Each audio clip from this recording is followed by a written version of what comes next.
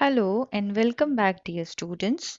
This is part 5 of chapter number 2, and in this part we will going to discuss about atomic spectra, hydrogen spectrum and few more topics. Okay? So be ready now and let us proceed to the first topic of this video. Okay. So before we proceed to atomic spectra, let us first of all understand what is a spectrum. So when a light falls, white light falls on the prism, okay, जैसे ही light prism से टकराती है it splits, okay, तो ये जो scattering of light हो रही है, okay, this scattering of light into various region of electromagnetic spectrum is known as spectra. Okay, so today we'll study what is atomic spectra. तो atomic spectra हम दो तरीके से पढ़ेंगे. First is emission spectrum. Emission spectrum. Okay. Now to explain emission spectrum, we study hydrogen spectrum. ठीक है. So let us see. To study this, we take a discharge tube. ठीक है, हमने एक discharge tube लिया and these are the two terminals which are connected to electricity. Okay, and in this we have taken hydrogen gas. Okay, and then यहाँ पर बीच में ऐसा slit है and when radiation is passed from this discharge tube, जैसे ही light यहाँ से निकलती है, it passes through this slit, ठीक है, it pass through this slit and such that the radiation travels in one straight line. Okay, and in the path we place a prism. बीच में क्या है? प्रिज्म है. and जैसे ही ये light prism से टकराती है, it bends and it splits like this. Okay, so here ऐसे, और फोटोग्राफिक प्लेट पर इसका जो स्पेक्ट्रम आता है वो कुछ इस तरीके से आता है. First line red, second yellow, then blue and violet. Okay, so कुछ इस तरह से स्पेक्ट्रम हमें मिलता है फोटोग्राफिक प्लेट पर. Is that clear? सो जैसे ही रेडिएशन ने हिट किया प्रिज्म को, it start splitting. Okay, so this is how. So when the screen is observed, यहाँ पर आप देख सकते हैं, you can see over here that colours are not mixed, है ना, मर्ज नहीं है, एक दूसरे के साथ मिक्स नहीं है. यहाँ पर जो फोटोग्राफिक प्लेट पर ये जो स्पेक्ट्रम हमें मिला है, these lines are not mixed with other lines. That means ये जो कलर्स हैं ये दूसरे कलर्स के साथ मिक्स नहीं हो रहे हैं. So this type of spectrum in which colors do not mix with other colors, this is known as discontinuous spectrum. Is that clear? This type of spectrum is known as discontinuous spectrum, and here you can see that the lines are prominent, clear hai. So this is also known as line spectrum. I hope this is clear to you. ठीक है, otherwise आपने देखा होगा कि if we see rays of sun rays देखते हैं, light देखते हैं, तो सन क्या है? It is a source of white light. ठीक है, और ड्यूरिंग रेनी सीजन, जैसे अगर किसी वैली वगैरह की जगह के आप जाओगे, वैली जहाँ पर है, तो वहाँ पर रेनबो भी दिखता है. ठीक है, तो रेनबो में आप देखते हैं कि all the colours are mixed, है ना, all the colours are mixing with each other in rainbow. Okay, so that type of spectrum in which all the colors or lights which are merging with each other, that spectrum is known as continuous spectrum. Is that clear? Okay, जो ये spectrum होता है, it depends upon the gas which we have taken. यहाँ पर हमने hydrogen gas ली है. Is that clear? So it depends upon the gas which we have taken in this discharge tube. Suppose यहाँ पर हाइड्रोजन की जगह अगर हम सोडियम गैस लेंगे तो यहाँ पर हम इन कलर्स की जगह हमें येलो मिलेगा if we have taken sodium gas. ठीक है, तो और वो भी अप्रॉक्सीमेटली 589 नैनोमीटर वेवलेंथ. ठीक है, only yellow light can be seen of 589 nanometre if we are taking sodium gas. Okay, so substances have different spectrum, and that is why spectrum is also known as, this type of spectrum is also known as fingerprint of atom. जैसे human beings के भी fingerprints होते हैं, कभी भी forensic जांच के लिए सीबीआई वगैरह जो है फिंगरप्रिंट्स को टेस्ट करती है आइडेंटिफाई करने के लिए. Is that clear? So emission spectrum जो है, it is in similar manner, it is a fingerprint of atoms. I hope this is clear to you. So किसी भी एटम को या किसी भी एटम को आइडेंटिफाई करने के लिए we take emission spectrum. So I hope this point is clear to you. Now the second type of spectrum is absorption spectrum. ठीक है, अभी हमने एमिशन स्पेक्ट्रम पढ़ा था. Now we will study about the absorption spectrum. अब इसमें क्या होता है, एक मटेरियल लिया जाता है. ठीक है, first of all we take one material और फिर उस मटेरियल में सारी लाइट्स को एब्जॉर्ब करा देते हैं और फिर वो मटेरियल क्या करता है, बाकी बची कुची लाइट को एमिट कर देता है. ठीक है, जैसे सनलाइट है, सनलाइट हमें पता है it is a source of white light. तो सनलाइट यहाँ से आई, ठीक है, और सनलाइट यहाँ से जब पास हुई स्लिट में से, तो यहाँ पर हमने रखा है एक beaker in which we have kept NaCl solution. Is that clear? So ये सनलाइट यहाँ से होते हुए NaCl में जब गई तो इस सॉल्यूशन ने कुछ लाइट्स को यहाँ पर एब्जॉर्ब कर लिया. ठीक है, यहाँ पर क्या हो गया, absorption. Is that clear? And then यहाँ पर एक प्रिज्म है. ठीक है, तो फिर यहाँ से बची कुची लाइट जब प्रिज्म से टकराई तो वहाँ पर ऑब्वियसली क्या हो गया, फिर स्प्लिटिंग ऑफ लाइट हो गई. तो यहाँ पर फोटोग्राफिक प्लेट पर जो स्पेक्ट्रम आया वो कैसा आया, we see a continuous spectrum here. ठीक है, we got a continuous spectrum on this photographic plate along with few dark lines. बीच बीच में कुछ डार्क लाइंस भी आई. अब ये डार्क लाइंस आने का क्या रीज़न था? Now look here, we have taken NaCl solution here. तो जैसे ही सनलाइट यहाँ पर आई, NaCl ने क्या किया, it absorbed few lights, few coloured lights ले लिए, है ना, विबग्योर रीजन वाली कुछ लाइट्स को एब्जॉर्ब कर लिया.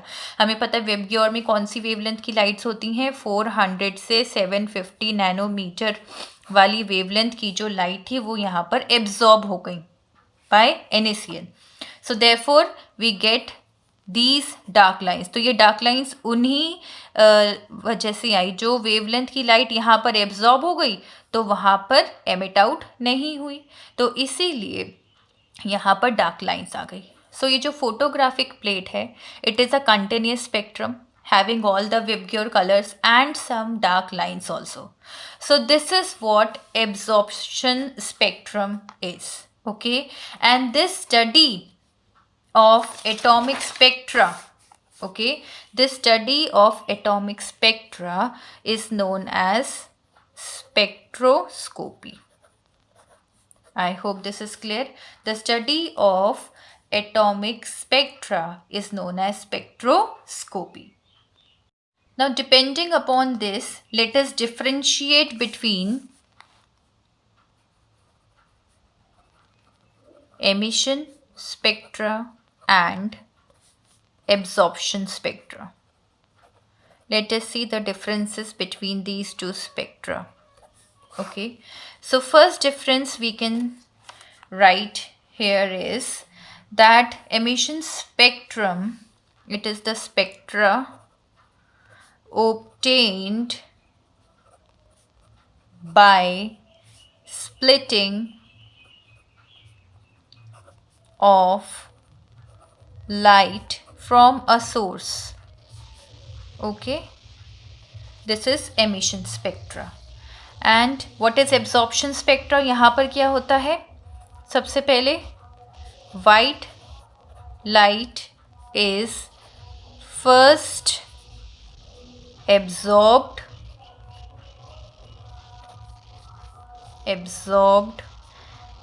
and then emitted light is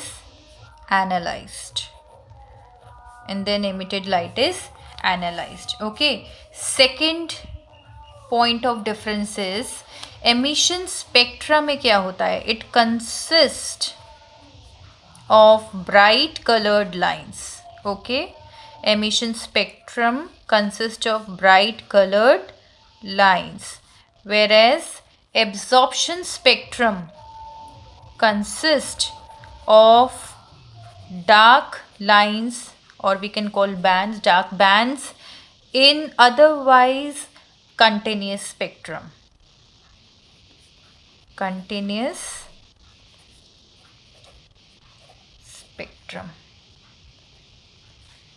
Is that clear? So these are the differences between absorption spectrum and emission spectrum. Okay? And the first spectrum which was studied was of emission spectrum of hydrogen. ठीक है, और इस study में Niels Bohr का काफ़ी contribution था. Okay, now let us proceed to the emission spectrum of hydrogen. बाकी और स्पेक्ट्रम आपके सिलेबस में नहीं है, हाइड्रोजन का ही स्पेक्ट्रम आपके सिलेबस में है. तो now let us study about it. Now let us study emission spectrum of hydrogen. Okay, so this spectrum was analyzed by an apparatus which was known as spectroscope. Okay, spectroscope समझ में आ गया? It is an apparatus to study the spectrum, emission spectrum of hydrogen. So it was seen first time in the year 1885. J.J. Balmer. Okay, he studied and gave one equation. Okay, it is 1 upon lambda is equals to nu bar, which is wave number. Okay, when we are wanting to calculate lambda, so we can use this equation given by Balmer. It is 1 upon lambda is equals to 109,677 1 upon n square, n1 square. n1 square को उसने लिया 2 square minus 1 upon n2 square. Okay, so he gave this equation where n क्या है? Number of orbits. Is that clear? So this is known as Balmer formula. ठीक है, जब भी आपसे पूछा जाए what is Balmer formula, so you have to write this equation taking n1 as 2. ठीक है, और n2 क्या है? n2 is always greater than 2. That means आप इसको लिख सकते हैं 3, 4, 5 एंड सो ऑन. जैसे आपने पढ़ा होगा जूनियर क्लासेस में शेल्स होती है, एनर्जी शेल्स को ही ऑर्बिट बोलते हैं ना, K shell, L shell, M shell. तो n इज इक्वल्स टू 1 का क्या मतलब है? K shell. n is equals to 2 का क्या मतलब है? L shell. तो यहाँ पर 2 यानी कि एल शेल की बात हो रही है. Is that clear? So this is Balmer formula. So ये किस लिए दिया? To calculate lambda. Now when this was discussed, तो आप इस चीज़ को इस तरह से समझो कि जैसे सपोज लाइट्स हैं. ठीक है, तो हाइड्रोजन स्पेक्ट्रम में जो भी लाइट्स हैं they all fall in the visible reason. Okay, and the series of lines which were discovered by Balmer is known as Balmer series. What series? Balmer series. These series of lines were discovered by Balmer. Okay, and then slowly and gradually more scientists studied multi electron system और फिर उन्होंने hydrogen spectrum के साथ compare किया and gave more lines on that basis. Okay, so hydrogen spectrum has the following spectrum. Like basically ये spectrum बनता कैसे है, why spectrum is formed, बनता क्यों है. When an electron, ठीक है, when it jumps from lower energy level to higher energy level, तो वो jump कैसे करता है, जब वो एनर्जी को एब्जॉर्ब करता है. ठीक है, and when it jumps from higher energy level to lower energy level, it emits energy. So in this case, energy falls in certain region of electromagnetic spectrum, and that is how different lines are observed. Okay, so different lines or series are observed in hydrogen spectrum. So the first series which is observed in hydrogen spectrum is Lyman series. For Lyman series, value of n1 is 1, यानी कि first orbit में यहाँ पे electron present है. ठीक है, n1 का मतलब 1 है, that means electron is present in the first orbit. और n2 is equals to 2, 3, 4 and so on. Is that clear? Second series is Balmer series. Balmer series in which n1 is equals to 2, ये तो आपको पता ही है. और n2 की जो value है that is 3, 4, 5 and so on. Okay, and then third line कौन सी थी, Paschen. Okay, in this case n1 is equals to 3 and n2 is equals to 4, 5 and so on. And then fourth is bracket. ठीक है, इसमें n1 की value 4 और n2 की value 5, 6 and so on. And fifth is fund. Spelling is P-F-U-N-D. P is silent. We pronounce it as fund, in which n1 is equals to 5, n2 is equals to 6, 7 and so on. Okay, ये जितनी भी lines हैं, ये जितने भी names हैं, all names belong to the scientist, सारे scientist के नेम पर हैं. Is that clear? Okay, so obviously we calculate lambda by these values of n, and lambda has different values for different region of electromagnetic spectrum. So if we take first series, that is Lyman series, अगर हम first Lyman series की बात करें तो यही मैं बता देती हूँ. तो जो ये Lyman series है, it falls in the ultraviolet region. Okay, ये जो लाइंस हैं it falls in the ultraviolet region. Then Balmer series is the only series which falls in the visible region. अभी हमने हाइड्रोजन का spectrum पढ़ा था, we studied and we got coloured lines, है ना, तो वो विजिबल रीजन में फॉल करता है. And then third is Paschen and then fourth Brackett and फर्न. These three lines they fall under infrared region. Is that clear? So depending upon this, आप यहाँ पे देख सकते हो कि हाइड्रोजन स्पेक्ट्रम जो है it falls in a very small region. If you assume electromagnetic spectrum in your mind, तो यहाँ पर जो हाइड्रोजन स्पेक्ट्रम है it falls in a very small region starting from UV के बाद आता है visible region and then visible के बाद infrared region, है ना. तो बहुत छोटे से रीजन में हाइड्रोजन स्पेक्ट्रम फॉल करता है. Okay, now depending upon this equation of Balmer was more generalised by Rydberg. अभी हम लास्ट वीडियो में इस इक्वेशन के बारे में ऑलरेडी पढ़ चुके हैं. नाउ रिडबर्ग ने इस इक्वेशन को थोड़ा सा जनरलाइज किया and gave its equation which is 1 upon lambda is equals to r 1 upon n1 square minus 1 upon n2 square. Okay, where r is known as Rydberg constant and its value is r is equals to 109677. Okay, this you have to learn.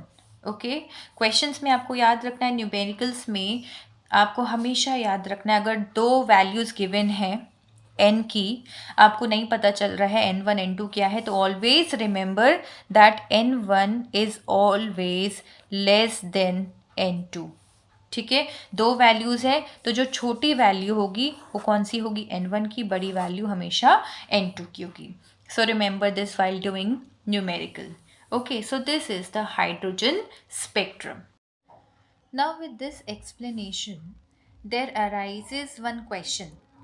Now, you see, hydrogen has only one electron, okay, and still, how come it shows so many series of lines? ठीक है, hydrogen के पास तो एक ही electron है और तब भी उसके पास इतनी सीरीज जो है लाइंस की, वो कैसे बनती है? ठीक है, तो इसके लिए क्या है, एक्सप्लेनेशन दिया गया that hydrogen has one electron which jumps not only to one level but to many level together. ठीक है, एक ही लेवल में वो जंप नहीं करता है बट बहुत सारे लेवल्स में वो जंप करता है। Like for example, let's take 4 orbits. ठीक है, ये हो गई n is equals to 1, n is equals to 2, n is equals to 3 and n is equals to 4. Now these 4 lines shows 4 orbits of an atom. So we say here is one atom, sorry, electron. So we say that electron has jumped from fourth level, fourth energy level to the first energy level. Okay. Now it is possible कि ये fourth से third में jump करे, ये भी possible है कि पहले फोर्थ से सेकंड में जंप करे उसके बाद नीचे आए, और ये भी पॉसिबल है कि डायरेक्टली फोर्थ से फर्स्ट में जंप करे। Is that clear? So only single electron, one single electron has shown 3 lines here. Okay, so we can calculate number of lines in a spectrum by a formula. How can we calculate कि किसी spectrum में कितनी number of lines show होंगी? तो we can calculate this number of lines in a spectrum is calculated by the formula n2 minus n1 into n2 minus n1 plus 1 upon 2.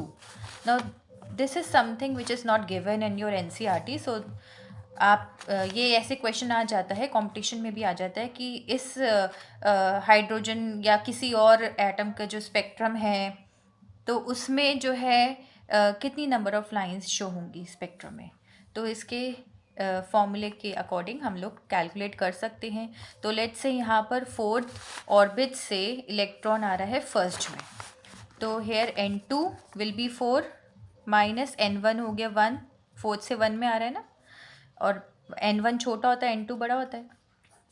ठीक है, then n2 4 minus 1 plus 1 upon 2। ठीक है, if we will solve this 4 minus 1 is 3 and then into, क्योंकि कोई sign नहीं तो multiply ही होगा, 4 minus 1 plus 1 cancel, 4 upon 2 which is equals to 6। ठीक है, तो 6 लाइन्स फॉर्म होंगी। So this is how we can calculate the number of lines in any spectrum. All right. Okay, so next is if you remember in the previous video when we were doing Bohr's model, we discussed few formulas. Okay, we have studied few formulas while doing Bohr's model. Okay, so Bohr's theory has helped to calculate the energy associated with an electron in each orbit, है ना। किसी भी एक orbit में, जैसे ये nucleus हो गया, ये एक ऑर्बिट है, फर्स्ट ऑर्बिट है, तो इसमें ये जो इलेक्ट्रॉन प्रेजेंट है तो इसकी जो एनर्जी है, ठीक है, associated with this orbit we can calculate by the formula En is equals to minus RH 1 upon n square। ठीक है, where n is equals to 1 2 3 and 4 and so on, and n क्या है, it is the number of orbit। ठीक है, कौन सी orbit में है। Is that clear? So with this we can calculate. अब यहाँ आर एच क्या है, हमने ऑलरेडी पढ़ चुके हैं। R H is known as Rydberg constant whose value is 2.18 into 10 to the power minus 18 joules. Is that clear? Okay.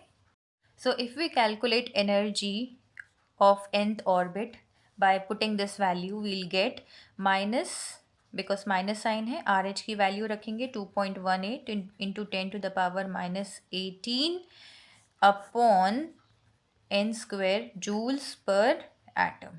ठीक है, ये यूनिट है, जूल्स पर एटम. एक एटम के लिए हम ऐसे कैलकुलेट करेंगे तो 1 मार्क में आ जाता है. आगे हम नेक्स्ट वीडियो में न्यूमेरिकल्स कुछ सॉल्व करेंगे तो उसमें हम इस फॉर्मूले को यूज़ करेंगे. Is that clear? Now when the electron is free from the influence of nucleus, suppose वो न्यूक्लियस से काफ़ी दूर है, अभी तो यहाँ पे फर्स्ट ऑर्बिट में ही है, तो यहाँ पर न्यूक्लियस का इन्फ्लुएंस बहुत ज़्यादा होगा, अट्रैक्शन बहुत ज़्यादा होगा. ठीक है, सपोज वो इन्फिनिटी पोजीशन पर प्रेजेंट है. ठीक है, उस केस में energy is taken as 0. Is that clear?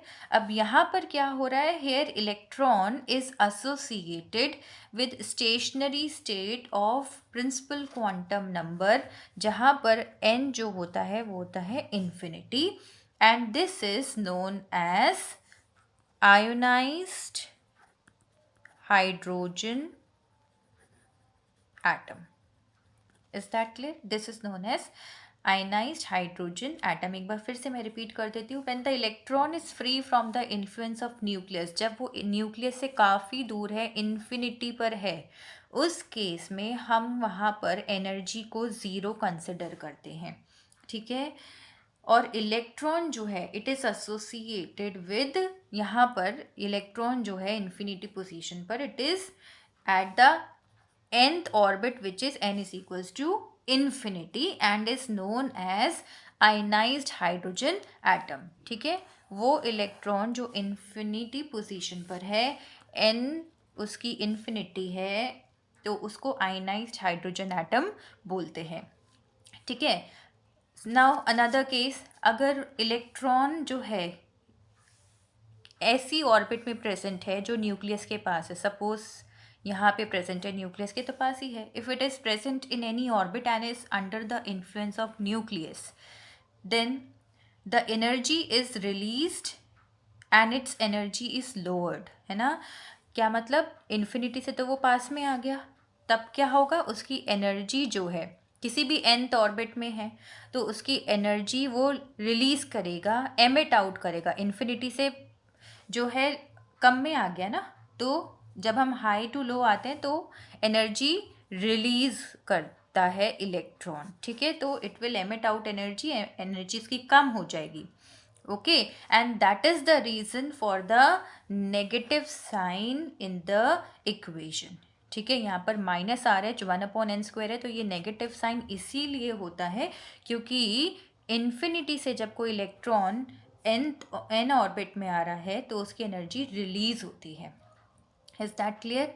Now हमने एक और पॉइंट पढ़ा था, we have studied another point that जो बोर्स थ्योरी है it can also be applied to the ions containing only 1 electron. जैसे हाइड्रोजन के पास इट हैज़ ओनली 1 इलेक्ट्रॉन. ठीक है, सो ऐसे आयंस भी है जिनके पास एक ही इलेक्ट्रॉन है, like for example helium ion, He positive. Helium atom के पास तो 2 इलेक्ट्रॉन्स होते हैं. अब ये He पॉजिटिव आयन बन गया है तो उसके पास 1 इलेक्ट्रॉन हो गया, एक इसने दे दिया, तभी तो पॉजिटिव चार्ज बन आया है, आयन हो गया है. Then Li2 positive also has 1 electron. Then beryllium Be3 positive also has 1 electron.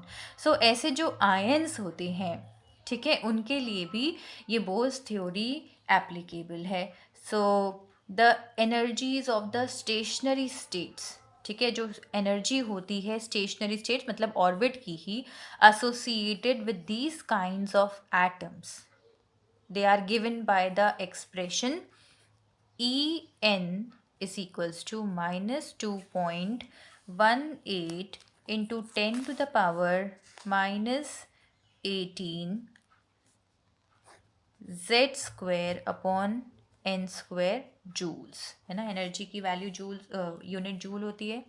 अब यहाँ पर z क्या है, it is the atomic number, n आपको पता ही है नंबर ऑफ ऑर्बिट, ठीक है, number of orbit. Is that clear? So this is the formula. और उसी केस में हम रेडियस कैसे कैलकुलेट कर सकते हैं? Radius can be calculated by the formula R n is equals to 52.9। हमने प्रीवियस वीडियो में पढ़ा है ये 52.9 कहाँ से आया है, into n square number of orbit upon Z picometre. Is that clear? P M is picometre. I hope you have understood. अगर n की वैल्यू 1 है, ठीक है, और z 1 है, तो आर एन क्या हो जाएगा? 52.9 पिकोमीटर, ठीक है। So this is how we calculate energy and radius for helium, lithium atoms. Okay. Now let us come to explanation of line spectrum of hydrogen.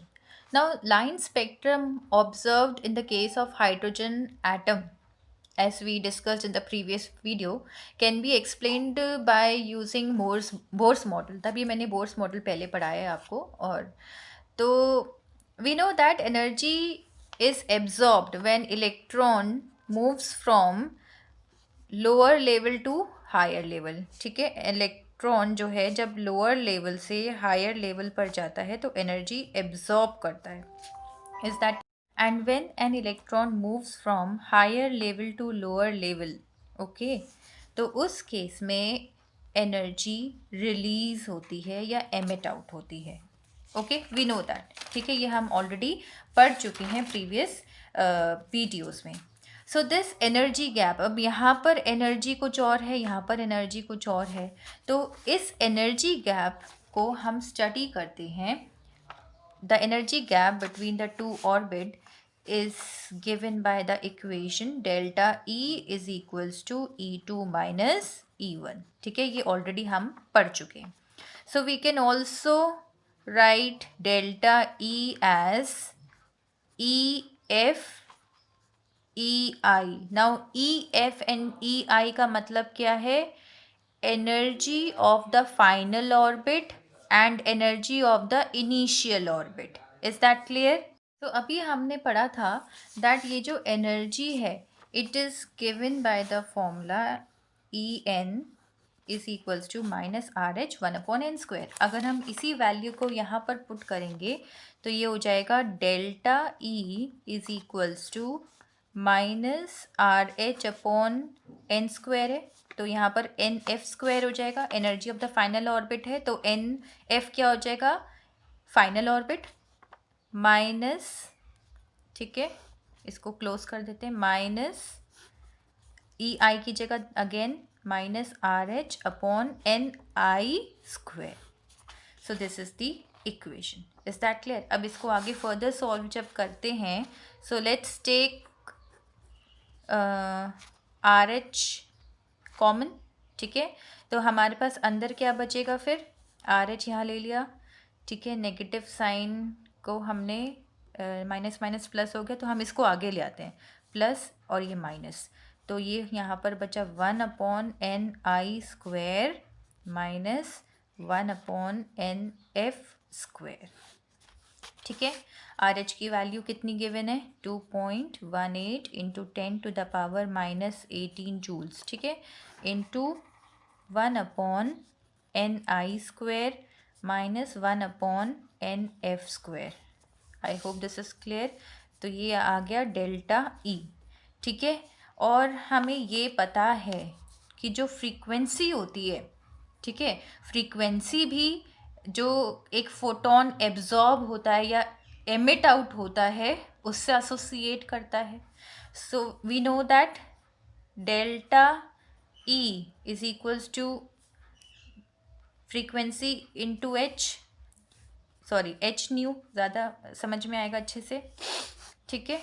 Delta is equals to H nu हमें मालूम है, तो nu is equals to delta E upon H, तो यही value को हम यहाँ put कर देते हैं, डेल्टा E अपॉन एच, तो nu is equals to delta E upon h is equals to delta E की जगह हम रख देते हैं ये वाला पूरा फॉर्मूला, ये आर एच, ठीक है, इंटू 1/n(i²) माइनस 1/n(f²), और अपॉन एच है तो यहाँ पे अपॉन एच कर देते हैं, h you know that is Planck constant, ठीक है। तो फिर उसके बाद नेक्स्ट क्या आ जाएगा, आर एच की जगह हम लिख देते हैं 2.18 इंटू 10⁻⁻18 जूल्स, अपॉन एच की जगह लिख देते हैं 6.626 इंटू 10⁻⁻34 जूल सेकेंड, और इधर ये ब्रैकेट में एज इट इज़ कॉपी कर देते हैं 1/n(i²) माइनस 1/n(f²). अंडरस्टूड, ये कैंसिल आउट हो जाएगा। तो यहाँ पर न्यू जब हम इसको सॉल्व करेंगे पूरा तो आएगा 3.29 into 10⁻15, same 1/ni² minus 1/nf², और फ्रीक्वेंसी की यूनिट होती है हर्ट्स या पर सेकेंड, ठीक है। इतना क्लियर हो गया। अगर हम इसको वेव नंबर के फॉर्म में कैलकुलेट करेंगे तो nu bar is equals to nu upon c, frequency upon speed of light, ठीक है। और फ्रीक्वेंसी अभी हमने कैलकुलेट किया था आर एच अपॉन एच और ये सी, ठीक है। आई होप इसमें कोई कन्फ्यूजन नहीं है। अपॉन ये देखो यहाँ से देख लो, न्यू बार होता है न्यू अपॉन सी, और न्यू की जगह हमने अभी यहाँ पे डेल्टा ई अपॉन एच लिया था, ठीक है, delta E upon H which is equals to R H upon H, R H upon H आ गया और साथ में सी इधर आ गया, and then the bracket will be as it is, ठीक है, ये हमने कॉपी कर दिया। फिर उसके बाद let us put the value. तो अभी हमने कैलकुलेट किया है ये किसकी वैल्यू है, आर एच अपॉन एच की, तो आर एच अपॉन एच की हम यहाँ लिख देते हैं 3.29 इंटू 10⁻15, सी है स्पीड ऑफ लाइट, उसकी वैल्यू होती है 3 इंटू 10⁸ मीटर पर सेकेंड, और ये सेकेंड में है ये वाली यूनिट, ठीक है। तो इसको मैं ऐसे लिख देती हूँ मीटर एन पर second into 1/ni² minus 1/n(f²), ठीक है। फिर सेकेंड पर सेकेंड कैंसिल हो जाएगा, ठीक है। आगे हम इसको जब सॉल्व करेंगे वी विल गेट इसको जब सॉल्व करेंगे तो we will get this 1.09677 into 10⁻7 1/ni² minus 1/nf² पर मीटर या मीटर इनवर्स, ठीक है। So I hope this is clear now, ठीक है। So this is the equation, final equation. So this was the explanation of line spectrum of hydrogen. अगर absorption spectrum होता है उस केस में NF जो होगा that will be greater than NI, ठीक है। और उस केस में यहाँ पर parenthesis में एनर्जी जो है वो पॉजिटिव होगी, दैट मीन्स यहाँ पर एनर्जी एब्जॉर्ब्ड होगी। Is that clear? On the other hand अगर ये बात हो रहा है एब्जॉर्प्शन स्पेक्ट्रम की, अगर एमिशन स्पेक्ट्रम की बात करें तो इसका ऑपोजिट हो जाएगा, एन आई जो है that will be greater than n f. उस केस में डेल्टा ई जो होगा वो नेगेटिव होगा, that means energy is released. I hope this is clear to you now. यहाँ पर डेल्टा ई पॉजिटिव है, एनर्जी एब्जॉर्ब होगी, यहाँ पर डेल्टा ई नेगेटिव है, एनर्जी रिलीज होगी। Is that clear to you? Okay, so this was about the explanation of line spectrum of hydrogen. Okay, now one last topic is left and then we will proceed to next important topic further. Last topic is the limitations of Bohr's model. What are the limitations of Bohr's model? So these were the limitations of Bohr's model. Okay, तो first limitation है कि that it could not explain the spectrum of multi electron system. Like उसने hydrogen का spectrum बहुत अच्छे से explain किया। It could explain the stability and the line spectra of hydrogen atom and hydrogen like ions like helium ion, lithium ion, beryllium ion and so on. ठीक है, लेकिन it could not explain the spectrum of multi electron, एक से ज़्यादा electron के बारे में वो एक्सप्लेन नहीं कर पाया। And then second is hydrogen spectrum में कुछ और भी माइन्यूट, बहुत पतली ऐसी माइन्यूट लाइंस भी थी और लाइंस थी, लेकिन उनको वो एक्सप्लेन नहीं कर पाया। तो दैट मीन्स डिटेलिंग जो थी हाइड्रोजन स्पेक्ट्रम की, he could not explain that. Then third is he could not explain the Zeeman effect. बहुत इंपॉर्टेंट है, जीमैन इफेक्ट क्या होता है? It is the effect of magnetic field on hydrogen spectrum. तो वो भी नहीं एक्सप्लेन कर पाए। Secondly he could not explain the Stark effect. Stark effect होता है effect of electric field on hydrogen spectrum. So he could not explain these two effects. And lastly, he could not explain the ability of atom to form molecules by chemical bonds. So these were the limitations of Bohr's model. Okay. हालांकि इसमें काफ़ी improvement भी था Bohr's model of hydrogen atom में। It was no doubt an improvement over Rutherford's nuclear model. ठीक है, लेकिन उसके बाद भी काफ़ी सारी लिमिटेशंस थी बोर्स मॉडल में। तो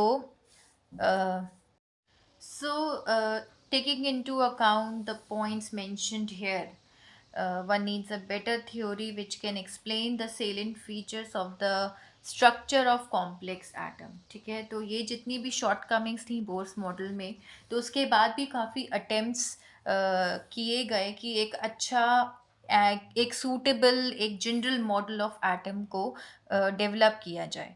तो next we will going to study quantum mechanical model of the atom in the next video.